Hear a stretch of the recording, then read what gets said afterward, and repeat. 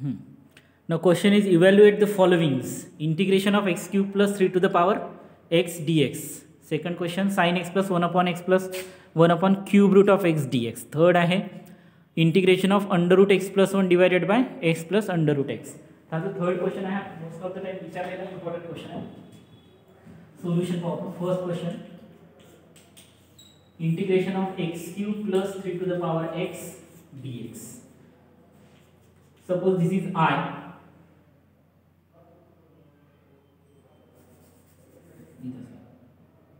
Solution number 1, I is equal to,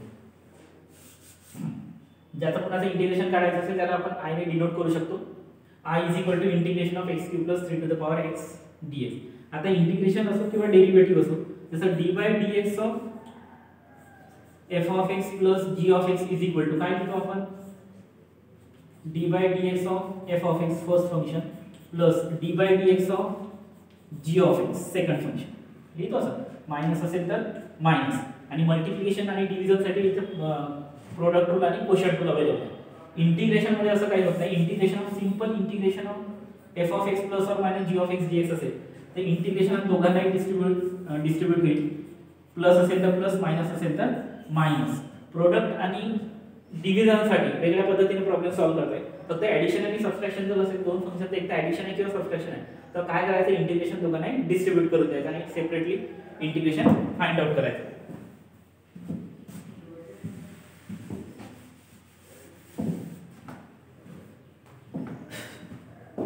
ना means integration of x cube dx plus integration of 3 to the power x dx. आता integration दोन्ही function मध्ये distribute असं लिहिलं काय नाही लिहिलं काय काही फरक पडत नाही, तुम्ही नेक्स्ट स्टेप लिहू शकता.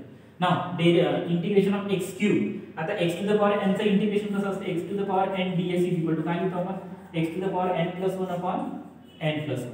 म्हणजे जो पॉवर आहे तो एक ने वाढेल आणि डिनॉमिनेटर मध्ये पॉवर ॲज इट इज येऊन जाईल. डेरिव्हेटिव्ह मध्ये काय होतं, पॉवर आपण समोर आणतो म्हणजे मल्टिप्लिकेशन करतो, इथे कुठं डिवाइड करायचं, इथे पॉवर डेरिव्हेटिव्ह मध्ये पॉवर कमी करतो. इंटिग्रेशन आहे, अपोजिट आहे, अँटी डेरिव्हेटिव्ह आहे म्हणून पॉवर इथे वाढवायचं. तसं सहज लक्षात ठेवू शकता.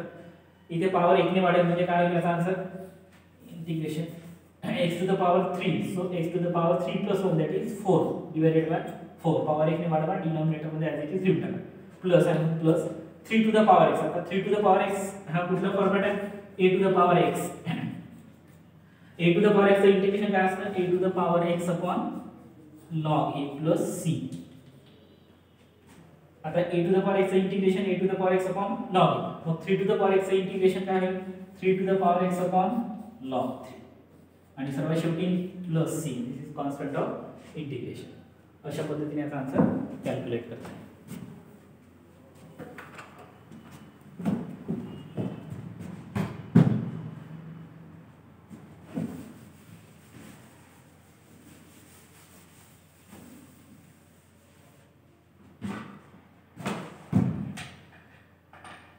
त्याच्यानंतर second,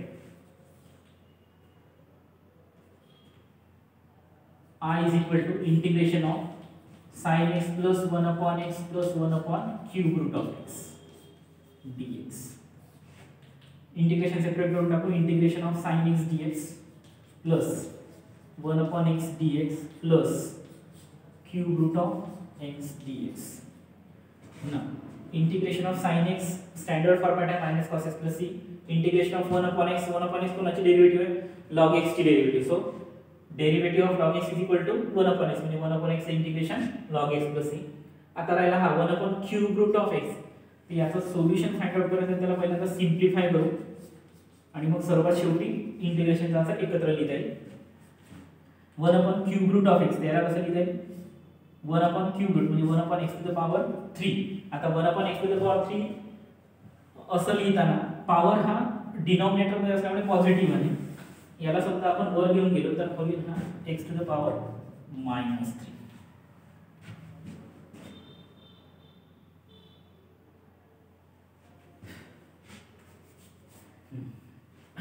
1 upon cube root of x is equal to 1 upon x to the power 1/3. चुकलं तिथं, पॉवर निगेटिव्हचा पॉझिटिव्ह करून टाका म्हणजे x to the power -1 1/3 हे असं याला कन्वर्जन करता येईल. 1/x cube root of x आहे. क्यूब रूट ऑफ x म्हणजेच x टू द पॉवर 1/3. आता पॉवर पॉझिटिव्ह आहे, याला न्यूमरेटर मध्ये घेऊन जाऊ म्हणजे काय होतो negative. So x to the power -1/3. त्याला आपण डायरेक्ट लिहू शकतो x to the power -1/3 dx.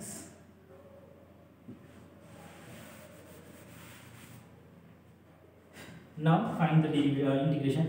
Integration of sin x cos x plus हे आपण सर्व शेवटी लिहून टाकू. 1/x तर इंटिग्रेशन log x प्लस आता x टू द पॉवर -1/3 चं इंटिग्रेशन सेम तसंच पॉवर +1 करायचा आणि डिनॉमिनेटर जो काही पॉवर आहे तो ॲज इट इज लिहून टाकायचा. x to the power n + 1/n + 1. So x to the power -1/3 + 1/-1/3 + 1 plus c concept of integration. इथे cos x plus log x plus x to the power -1/3 + 1. So -1 + 3 2/3 divided by 2/3 plus c. या 2/3 ला 3/2 असं लिहिता येईल. Denominator म्हणजे numerator. So 3/2 x to the power 2/3 plus c. This is the answer. त्याच्यानंतर next example number 3.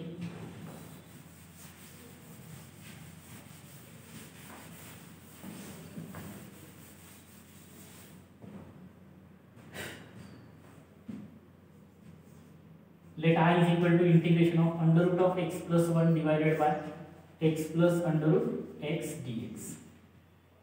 आता इथे काय करता येईल, इथे जसं ज्या टर्म्स होतात म्हणजे जे फंक्शन दिले होते ते टर्म्सच्या फॉर्ममध्ये first term second term third term first term second term अशा पद्धती. इथं तसं नाही, तर डिव्हिजनच्या फॉर्ममध्ये. आता याला काय सगळं क्वेश्चन रूल वगैरे तर नाही, मग काय करू आपण याला अशा पद्धतीने मॅनिप्युलेट करू की जेणेकरून त्याचं इंटिग्रेशन हा सिंपल फॉर्ममध्ये म्हणजे टर्म्सच्या फॉर्ममध्ये येईल आणि कॅल्क्युलेट करता येईल.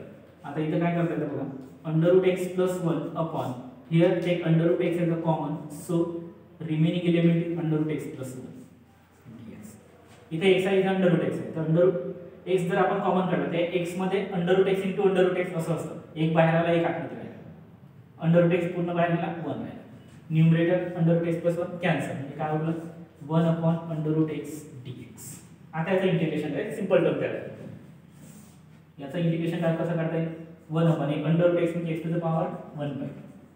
त्याला न्यूमरेटर मध्ये घेऊन जा x to the power -1/2 by using formula x to the power n. x to the power n + 1/n + 1 म्हणजे इथे काय x to the power -1/2 + 1 upon -1/2 + 1 and शेवटी plus c concept of integration. 1 - 1/2 म्हणजे 1/2. So x to the power 1/2 upon इथे x to the power 1/2 plus c. 1/2 वर जाईल म्हणजे 2 हा वर जाईल डिनॉमिनेटरचा न्यूमरेटर पर्यंत. So 2 x to the power 1/2 म्हणजे √x plus c. So twice √x plus c. याचा डायरेक्ट फॉर्म्युला आहे, एवढं नसतं केलं तरी चाललं असतं. 1/√x हे फॉर्म्युला आपण असं लिहू शकतो d/dx of √x is equal to 1/2√x plus c. √x ची डेरिव्हेटिव्ह काय असते 1/2√x प्लस c. हां, derivative of √x is equal to 1/2√x म्हणजे integration of 1/2√x is equal to √x plus c. ठीक आहे.